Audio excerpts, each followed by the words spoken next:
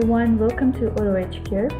In this video, we will be showing you how patients in your clinic can do surveys and give feedback to help improve your clinic. To get patients' feedback, we have a default feedback form in our system. This form can also be modified based on the clinic's requirement. To open the feedback form, click on the feedback form that is available in our Hcare dashboard. A new window will appear which you can provide to the patients to fill. The patient can start with filling up his or her name, and then the patient can fill the rest. As I have mentioned already, these questions can be modified based on the requirements of the clinics.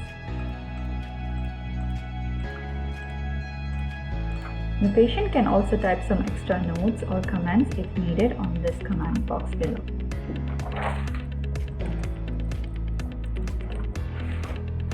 Once the form is completed, they can click on Confirm, and this form will be saved to our system.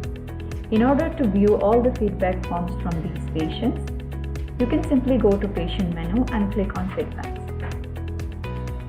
And in here you can see all the forms that are filled up by patients.